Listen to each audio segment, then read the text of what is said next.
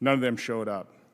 President Biden, for his part, in terms of honesty, July 21st, just a couple months ago, said if you're vaccinated, you're not going to be hospitalized. You're not going to be in an ICU unit.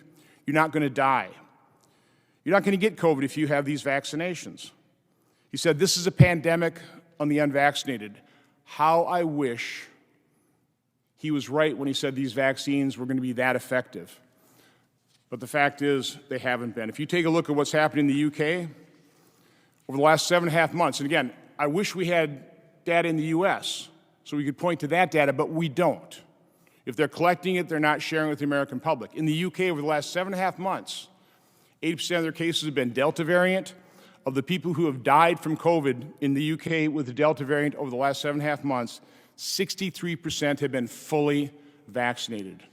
Over the last 4 weeks in the UK, 78% of those that have died with the Delta variant from COVID, 78% have been fully vaccinated.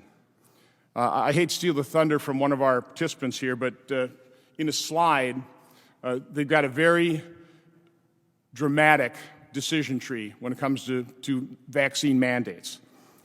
The first decision square says, are COVID-19 vaccines effective? And it has 3 lines, yes or no. If the vaccines are effective, then the next decision box says, then mandates are pointless. Right? I mean, if the vaccines are effective, there's no need for mandates. If you want to get the vaccine, you've got it, you're protected, and you don't care whether somebody else gets vaccinated. The other decision line, are the vaccines effective? If it's no, then it also points to that exact same box. Then the mandates are pointless.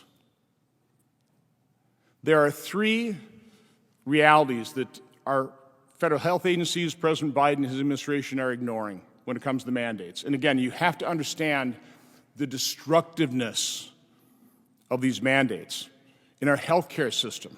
You know, I've been talking to the doctors and nurses, the heroes of COVID, the people that had the courage and compassion to treat COVID patients. So many of them caught COVID. Some died, most survived. Now they're treating the vaccine injured. They will not get vaccinated. We will lose decades worth of experience in our healthcare system that is already experiencing significant shortages of workers. What are we doing? How insane is this? But one of the things that our policymakers are ignoring is natural immunity. Why would we force a vaccine that's not as effective as we all hope? Why would we force that on people who are naturally immune, where the science tells us those with natural immunity probably have better and more long-lasting immunity than those fully vaxxed?